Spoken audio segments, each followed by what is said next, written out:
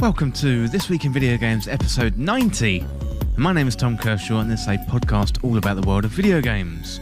Well, this week I've been playing Pokémon Brilliant Diamond and Shining Pearl, plus getting stuck into the Halo Infinite multiplayer that was released just after I recorded the last podcast. So I've also been catching up on some of my backlog items and playing through It Takes Two, plus checking out the creepy card game Inscryption. So as always, it's a busy show, so let's get to it.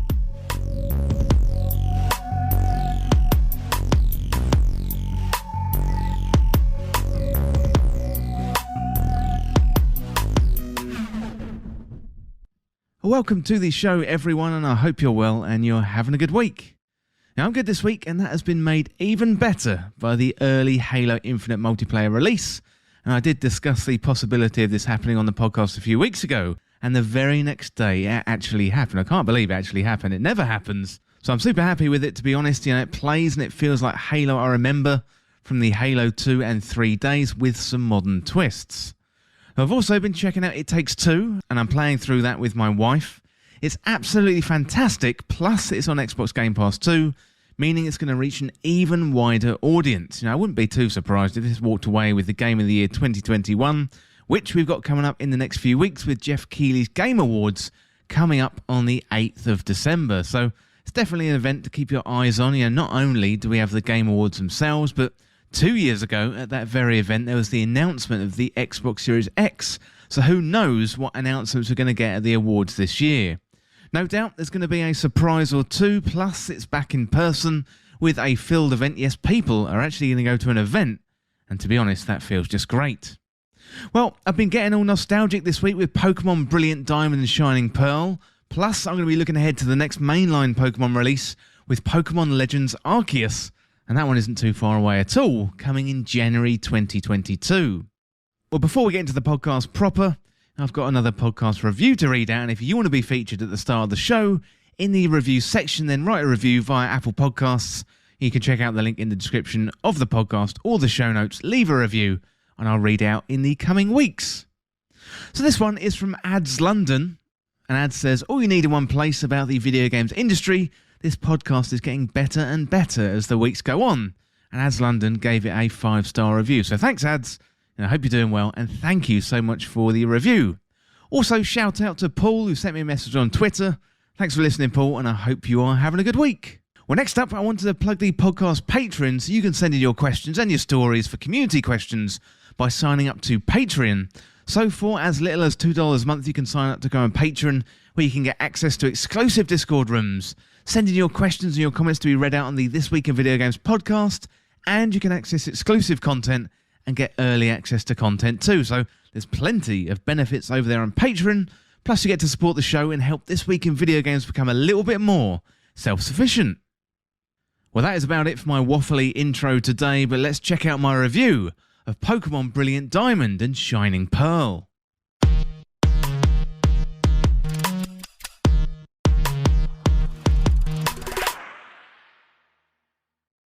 Well, Pokémon Brilliant Diamond and Shining Pearl follow in the footsteps of Let's Go Pikachu and Eevee to bring back a classic Pokémon adventure with modern updates. So this is a Pokémon adventure from a simpler time and allows fans to relive their Sinnoh adventures or take them on an adventure for the first time. It's also the perfect way to get ready for Pokémon Legends Arceus. Well, Brilliant Diamond and Shining Pearl takes you back to the Sinnoh region, which is based on the real-life Japanese island of Hokkaido. It's a classic Pokémon story where you're a local kid and you got your friend or rival and you journey through town after town, battling Pokémon as you go, all the while collecting and researching the Pokémon of the region. So we've got gym leaders to fight, Pokémon to level up and evolve in your quest to become the best Pokémon trainer the Sinnoh region has ever seen. Well, Brilliant Diamond and Shining Pearl keep things simple and don't really play too much with the winning formula of the original games when they first came out. There's no mega evolution, there's no Gigantamaxing. You know, catching Pokemon is easier too. Simply whittle down the energy and then throw a Pokeball and hopefully catch the Pokemon to add to your party and also your Pokedex too. Well, in recent entries, there's been plenty of distractions away from the main core mechanic that made the original Pokemon games great. You know, additional mechanics and gameplay elements have been thrown in to elongate battles and complicate the simplicity of Pokemon, leaving many fans scratching their heads as to what Game Freak is trying to achieve. The games became more about the theatre of battle rather than the strategy itself, and it's great to go back to a simpler iteration of Pokémon and enjoy the core mechanics once again. Well, Brilliant Diamond and Shining Pearl do a great job of keeping you focused on your goals. Once you pick up your starter Pokémon, then it's off to the next town, battle and level up along the way, and then try and beat your local gym leader. Well, the underground area has been given a revamp in this iteration on the Nintendo Switch, and this is first unlocked a few hours into Brilliant Diamond and Shining Pearl. You can access the underground from plenty of places in the overworld, and once you're there, you can set up your base, find secrets, and check out some of the new and rare Pokémon. So it's really useful for getting rock and water Pokémon when you are in a tight spot, trying to take on powerful gym leaders that are standing in your way of progression. Well, the underground is also the perfect place to hunt for shiny Pokémon. So the underground is optional as well, which is a nice feature, so you can go down there if you find yourself in a little bit of trouble, but if you want to mainline the story, then you can. So there are some features added to the game which could fall into the category of quality of life upgrades. For example, you can use the HM moves without having to teach them to your Pokémon, and you can easily swap in and out party members. So these quality of life upgrades don't try and force Brilliant Diamond and Shining Pearl to be something that they weren't, but they offer modern features to ease the player through the game. So there is a balance here. You do want it to feel familiar and nostalgic to appeal to the gamers who played it when they were a kid or a teenager, but you also want it to feel welcoming to new players of the title. And overall, I think the developers have done a pretty good job here. Well, Pokémon has changed over the years, and if I were a new player, it'd probably be a tough decision on where to start. So maybe the obvious answer would be Pokémon Sword and Shield, as they are the most recent entries and include all the evolution features a modern Pokémon game has to offer. Personally, I played the most Pokémon when it was Red and Blue on the Game Boy, so this simple style of Pokémon really hits me in the nostalgic right places. Running through the story, battling and collecting Pokémon without having to worry about the peripheral mechanics of modern day Pokémon made the game an absolute joy, albeit driven by a little bit of nostalgia. So the game itself is fun, if somewhat a little bit repetitive, but for me it's a coin flip in terms of recommendations on where to start. This game represents what Pokémon was, not where it's going. Plus, we don't have long to wait for the next major evolution in the Pokémon franchise. It's only a few months away with Pokémon Legends Arceus. That one is coming out in January 2022. It's almost as if Brilliant Diamond and Shining Pearl aren't made for modern day Pokémon fans, but fans who've since grown up and perhaps moved on to other games.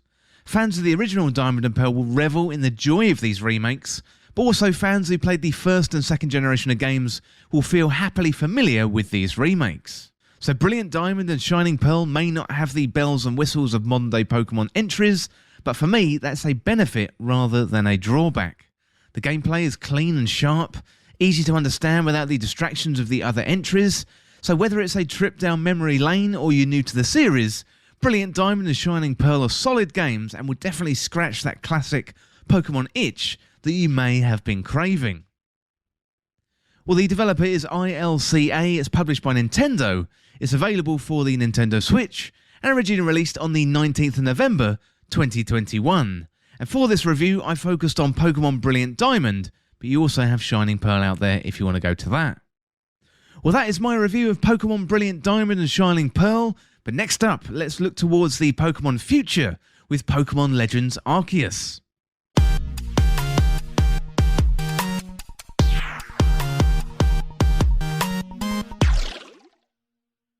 Well, Pokémon Legends Arceus is coming up soon in January 2022, and even though it's coming out earlier in the year, I definitely think it's one to keep an eye on for 2022. So this is the Sinnoh region, long ago when it was known as the Hisui region, plus it looks like it's going to be one of the most ambitious Pokémon games to date. Well, today I'm going to round up all the information that we have about Pokémon Legends Arceus, and because I'm in the Pokémon groove at the moment, given Brilliant Diamond and Shining Pearl, I want to get hyped for that new release.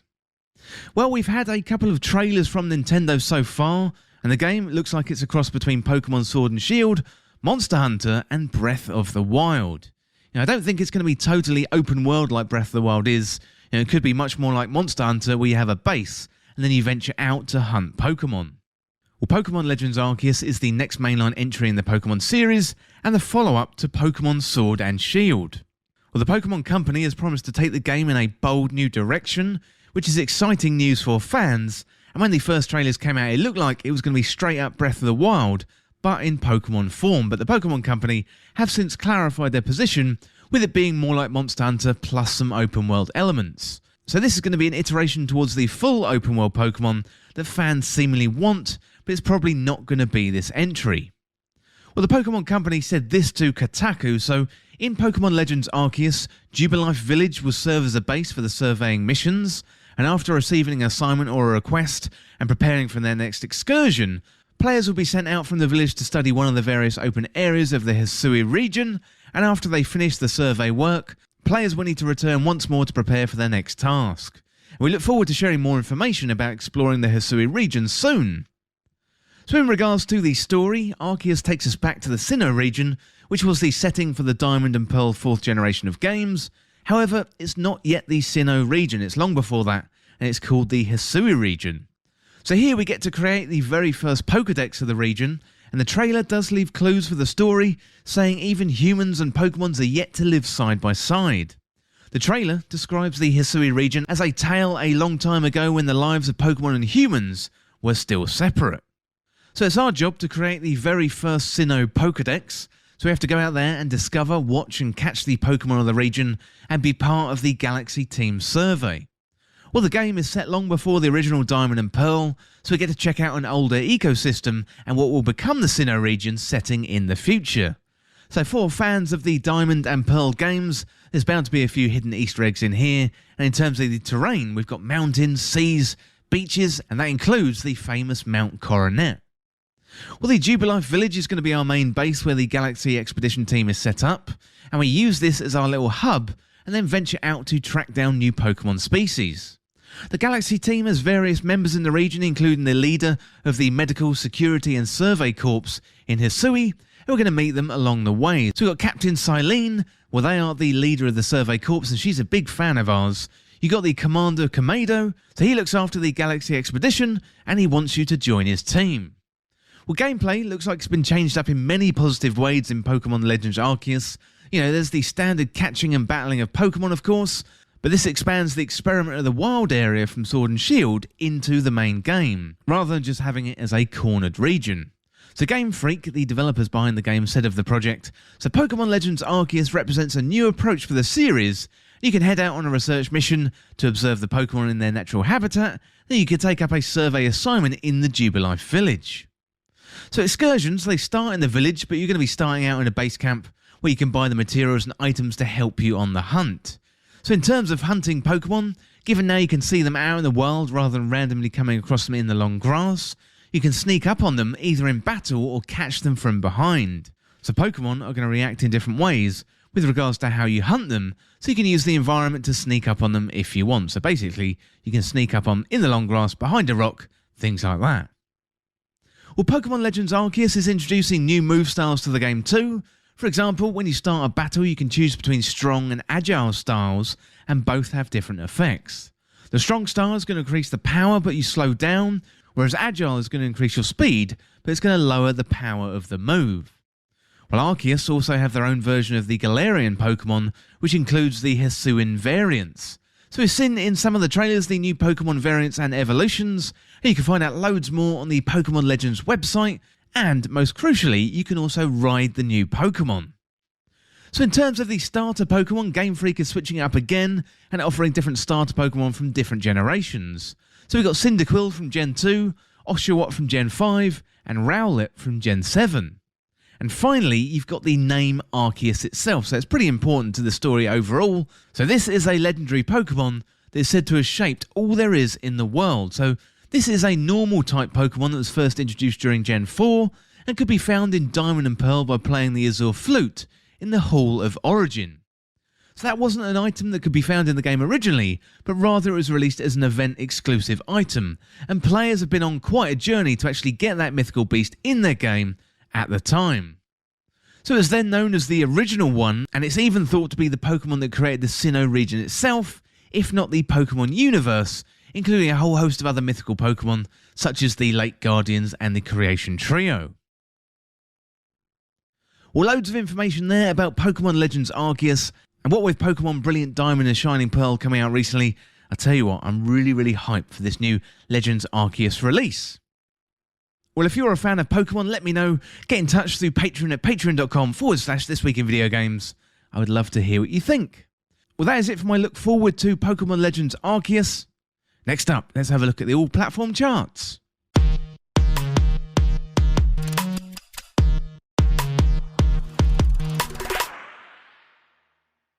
Well, number 10 this week, up 5 places from last week's number 15, it's Just Dance 2022. And number 9 this week, it's Pokemon Brilliant Diamond and Shining Pearl, the Dual Pack. And number 8 this week, up 3 places from last week's number 11, it's Far Cry 6. And number 7 this week, it's Mario Kart 8 Deluxe, down 2 places from last week's number 5. And number 6 this week, up 8 places from last week's number 14, it's Marvel Spider-Man Miles Morales. And number 5 this week, it's FIFA 22, down 3 places from last week's number 2. At 4 this week, it's Call of Duty Vanguard. And number 3 this week, it's Battlefield 2042. At number 2 this week, it's Pokemon Shining Pearl. And at number 1, it's Pokemon Brilliant Diamond. So it looks like a really good week for the new entries with the Pokemon series, with Pokemon Brilliant Diamond at number 1, Pokemon Shining Pearl at number 2, and you've got Pokemon Brilliant Diamond and Shining Pearl, the Dual Pack, that is at number 9. So congrats to Nintendo for all those entries in the top 10.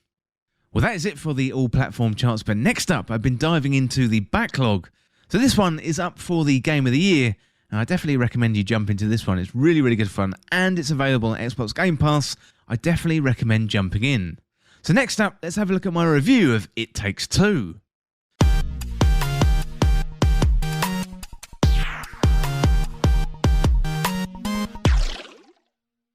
So It Takes Two is a co-op game where you play as the soon-to-be-divorced pairing of Cody and May. So much like the plot of an 80s Disney movie, they've turned into toys, and they have to reach their daughter to figure out how to turn back into humans.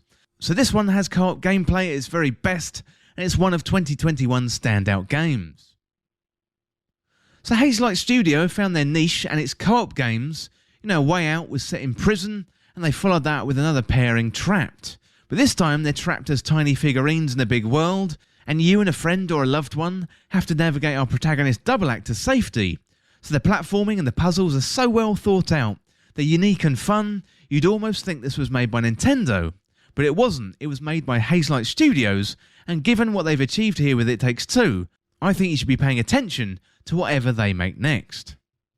We start out in the game with Cody and May arguing, with their daughter watching in the background. So Cody and May, they're married, but they're bickering, and it appears as if their marriage is breaking down beyond repair. Well, their daughter is playing with toys in the window watching all of this occur, and at the same time she's playing with the toys, pretending they are her parents, and she's imagining them making up and living happily ever after. She cries, and she wishes at the same time for them to fix their marriage so they can stay together as a family, and at that moment Cody and May transform into toys.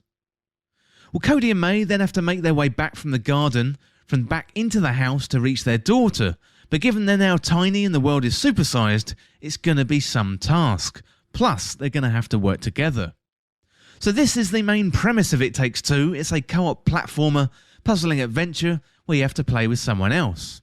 You can do this either in local co-op or online, but personally, me and my wife played couch co-op, and I don't think we've played a better game since Super Mario 3D World in terms of pure co-op fun. So there's so many great ideas in here, and they come at you with a frantic pace. 1 minute you're going to be chasing around spark plugs with legs and fighting a giant hoover, and then next you're going to be fighting a squirrel dressed up like a bee. Well, the game manages to switch between the gameplay styles from platforming, puzzling, and sometimes beat 'em up. You've got a dungeon crawler, and it's all done really seamlessly with confidence and ease. And the different gameplay styles don't feel crowbarred in, it just feels organic and well placed, but it's definitely aware of making the player's time more entertaining. The core gameplay mechanics feel great too, so Cody and May, they've got the basics. They can jump, double jump, dash and duck. They're responsive, and the movements are really funny in themselves too. For example, when you hold down the left stick and run fast, somehow even that is entertaining. So as well as the basics, the characters have abilities that change from level to level. So Cody and May's abilities complement one another too, often working in tandem so you can navigate the environment or battle the enemies. So the game eases you in with a simple tutorial and then slowly ramps up the difficulty. So for example, May might have a hammer on her back and Cody's got a nail, Then you have to work as a team to explore and navigate the environment. So for example, Cody might have to shoot a nail into the wall, and then May have to run over and jump using a hammer on her back, and it all works really, really well together. So it's really inventive, and the ability pairings switch up from level to level, so they never really overstay their welcome, and it's really, really inventive stuff. Well, the main protagonists, they're fun and responsive, easy to control, and they offer up plenty of variety when it comes to the skills and ways to play. So the environments, they're equally as enticing. So the small character in a big world is a classic move, made famous by Honey, I Shrunk the Kids. And there's something fascinating about a supersized world, and here the developers done a great job of creating a playful world where there's so much of it is interactive, and it's really enjoyable too. So finding the fun is often a phrase used in games, and there's plenty of fun to be found here in It Takes Two. So the gameplay is outstanding with surprises around every corner. That's going to no doubt delight you and whoever is playing with you. And the story is okay, if not a little bit predictable, but it's definitely not your 90s feel-good story, it's much more of a modern take. Outside of the two main characters, you got Dr. Hakim, the Book of Love, who can get on your nerves a little bit, so he's there along for the ride to try and get Cody and May back together, but his voice work and overall character design is pretty annoying. One of the best things about It Takes Two is it's easy to play with someone else. If you buy the game, you get a code for someone else, so it's very easy to pick up and play, and it's also added to Xbox Game Pass recently, making it even easier if you want to share it with a friend. So I reckon the best way to play is on the couch, either with a loved one, or with someone from your family, or with a friend, or I guess you can play it online too and over Discord. But there's nothing like taking on the bosses in this game with someone next to you. Me and my wife had a really, really good fun taking on that first boss. There was phase after phase of difficulty, and when we finally beat the boss, we high-fived and hugged each other. It was really, really good stuff. So It Takes Two is an ambitious co-op puzzle platformer that's so well executed, so it makes you sit up and take notice regarding what Hazelight Studios are doing. Here they've crafted a wonderful game in terms of gameplay, and constantly changing and evolving the mechanics without it feeling forced or complicated. So it's a touching story and a highly memorable game, and if you haven't played it, then you really, really should. I recommend playing it with a loved one, be that a partner, a kid or a parent, but it's going to be a great experience and one that you can look back on together. Well, the game was developed by Hazelight Studios, it was published by EA, it's available for the Xbox, PlayStation, PC and Nintendo Switch, and it was originally released on the 26th of March 2021. Well, that is it for my review of It Takes Two, and it is, of course, up for Game of the Year 2021, and to be honest, I wouldn't be surprised if this takes it. It's really innovative, it's really good fun, and it's a really good example of co-op gameplay too. Well, that is it for now for It Takes Two, but next up, let's have a look at another one. This one is a really different game, and this one is Inscryption.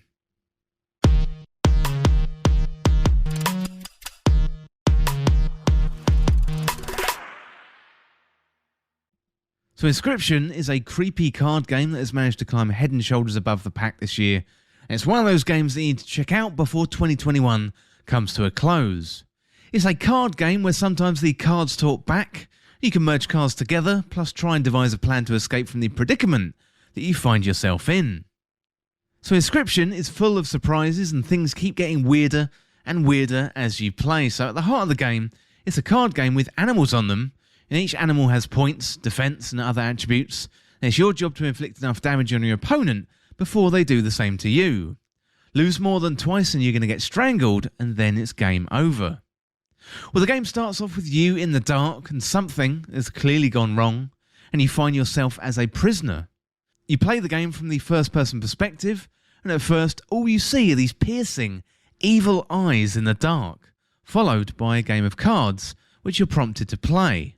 Why? Well, we don't really know, but these eyes across the table don't look friendly, so for the time being, it's just best to follow along and play nice.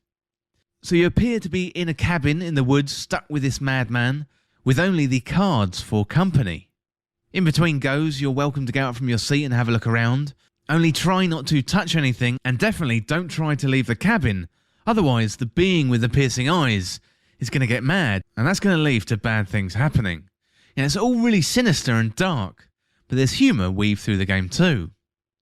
Well, the graphics, the audio, the environment, the first-person perspective, it all adds up to a very unsettling experience. So this one is published by Devolver Digital, and you can tell from the tone and the artwork, so everything builds up around you, creeps you out, including the fiery eyes and the distorted, freaky warbling of the person or thing sitting opposite playing with you. It's not a gaming experience that you're going to quickly forget. Well, the card game itself is fairly simple, but also very tactical. You've got a couple of cards in your hand when you start. You've got to place them down at a cost of blood or bones. To place down better cards, you're going to likely have to sacrifice weaker cards, but this cost brings greater attacking benefits, and ultimately you want to inflict enough damage on your opponent. So for each attack damage point, a small weight is going to be placed on the scales, and it's your job to tip the scales entirely in your favour and take down your opponent. Well, each card is an animal or object of some kind, for example, a snake, a wolf, a mantis, a cat, a magpie, and things that can block your opponents like wood or rock. Not all of your creatures will survive the battle as you sacrifice along the way and accrue the resources you need in blood and bones. And the objective of placing cards down is to inflict damage on your opponent. However, they can place down blocking cards which will soak up that damage. In between the games, you've got the chance to power it with cards, splice them together or sacrifice them in order to gain an advantage. There's also items given to you in bottles like a stash of bones or a spare squirrel card. And there's the little campfire that allows you to upgrade the card's health or attack, but it can be risky if you decide to do this, and it's all about balancing the risk versus the reward. If this all sounds a little strange, well, it is, but it gets easier once you get into the game and get your head wrapped around the cards and the concepts. So there's bonus items too, for example, a set of pliers that you can use to tip the scales in your favour. I was thinking, okay, you can simply place the pliers on the scales, but no, actually you pull out one of your own teeth to tip the scale. So it's these inventive, sometimes disgusting but imaginative gameplay elements that allow Inscryption to stand out from the crowd in the card game space. Well, the game starts out looking very simple, but there's real depth to the game, and it's simple to pick up and play, but it's hard to master, which is everything that you want in a game like this. There's a small barrier to entry in understanding what the cards mean and also the rules, but you're taken through a decent tutorial to learn the ropes. So after a few hours of play, the game starts to open up and make much more sense as you get to grips with the cards and how they interact with each other. As you play, new elements open up on the map, and also surprising story elements will appear too, but try to avoid spoilers and experience it for yourself if you can. Well, Inscryption is a surprising game with twists and turns, not only in the plot but also in the gameplay and the mechanics. Things start out as a simple creepy card game, but buckle up as things are about to get super strange. It's one of a number of standout indie hits in 2021, and definitely something you should seek out and play before the end of the year, as I have a feeling this is going to be on a few Games of the Year list in the next few weeks. Well, the game was developed by Daniel Mullins, it was published by Devolver Digital, it was available for PC, and it was released on the 19th of October 2021. Well, that is it for my review of Inscryption. Definitely one of the most interesting games I've played this year. Really, really creepy stuff, and also a really fun card game too, which keeps you coming back for more. Definitely recommend Inscryption. You can pick that one up on Steam. There's also a really good demo involved, so if you don't want to shell out for the cost of the game immediately, you want to try the demo, I definitely recommend doing that. Well, that is it for Inscryption for now, but next up, let's have a look at my review of Halo Infinite Multiplayer.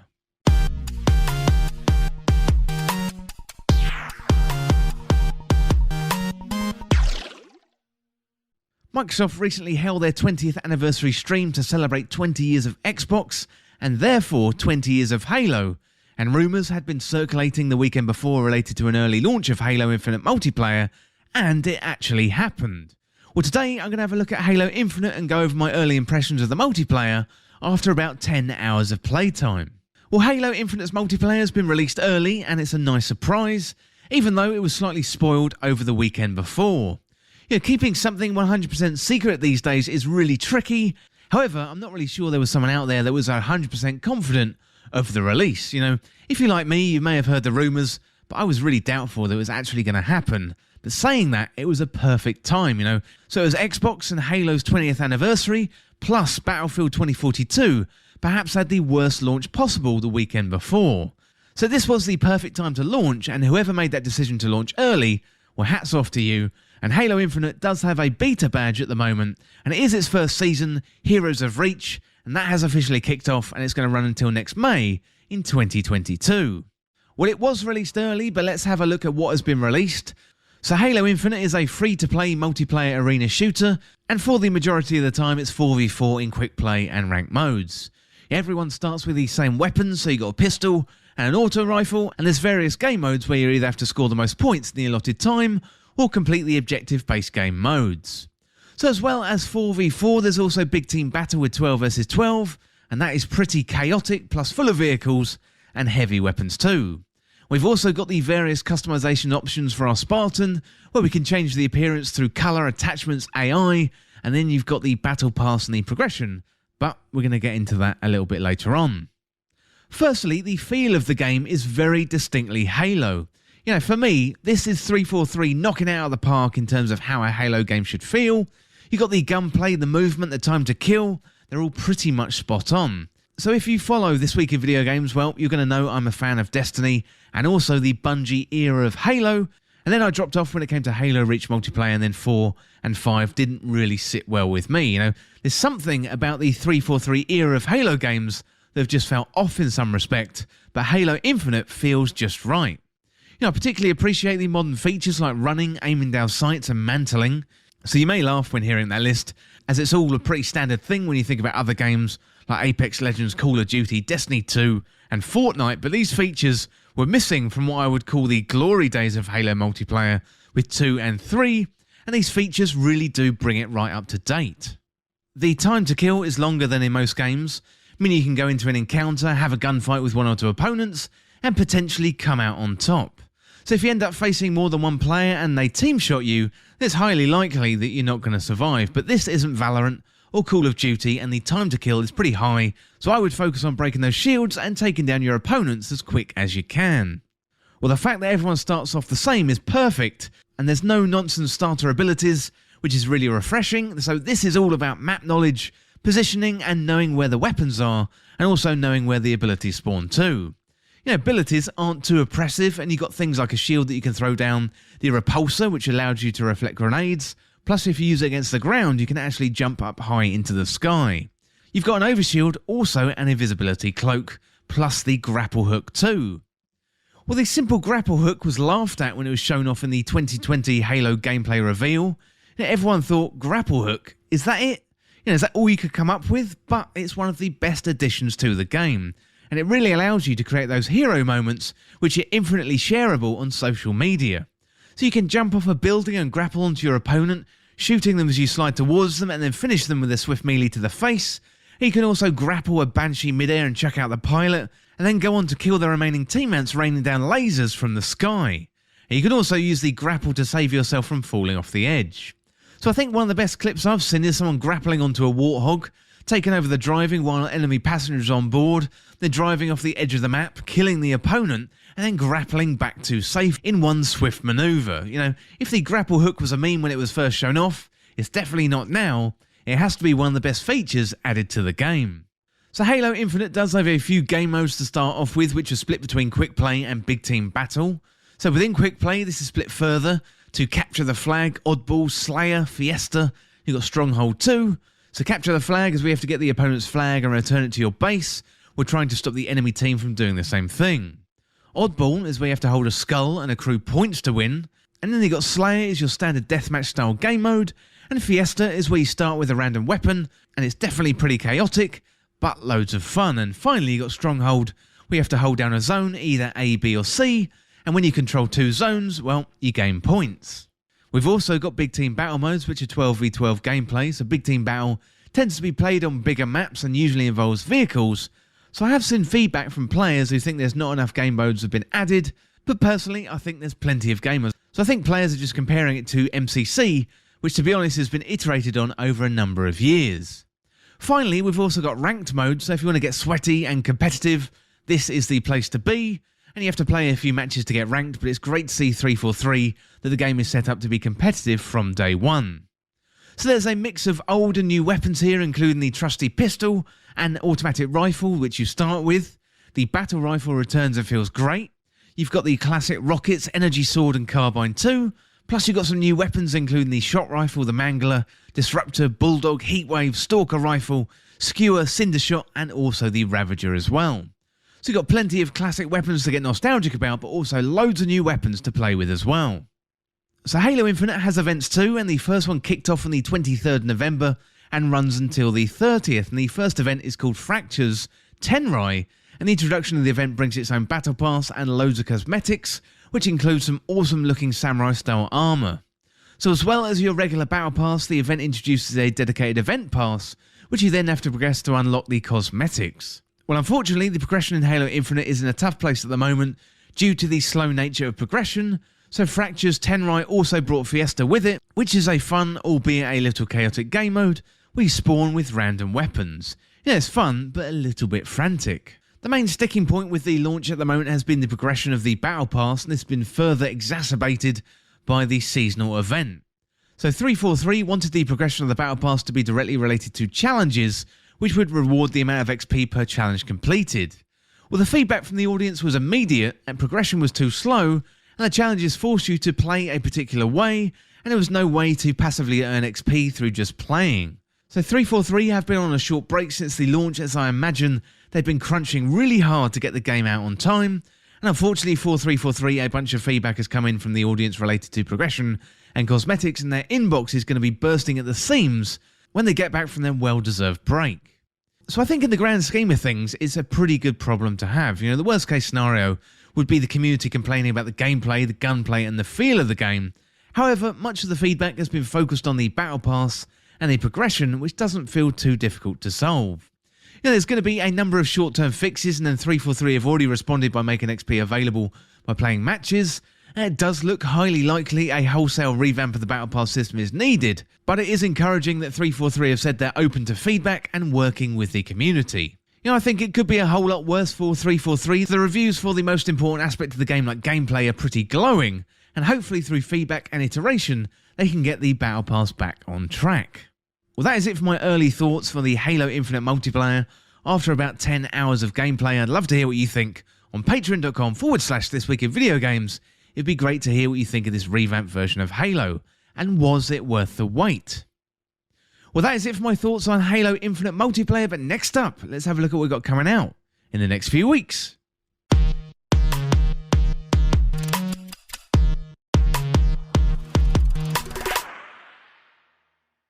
Well, on the 29th of November, we got Oddworld Soulstorm. That is finally coming to the Xbox Series S and X and the Xbox One. We also have on the 30th Beyond the Steel Sky. It's coming out on PlayStation 5, Xbox Series S and X, PlayStation 4, Xbox One and Nintendo Switch. We got Evil Genius 2 World Domination. That's PS5, Xbox Series S and X, PS4. Then we got Fights in Tight Spaces. That's Xbox Series S and X, Xbox One and PC. We also have Solar Ash. That's coming out on PS5, PS4 and PC. That's a really good one. Really looking forward to that one, coming from Heart Machine. And then we've got Chorus. That one's coming out on PlayStation 5, Xbox Series S and X, Xbox One, Stadia and PC. And I haven't really heard much from that one since we saw it at a PlayStation 5 showcase. But next up we got Danganronpa Decadence. That's coming out on Nintendo Switch. That is on December the 3rd. Then also on December the 3rd we got Danganronpa S Ultimate Summer Camp. That's coming to Nintendo Switch too. On December the 7th we got Final Fantasy XIV Endwalker. And this is a massive release for fans of Final Fantasy XIV.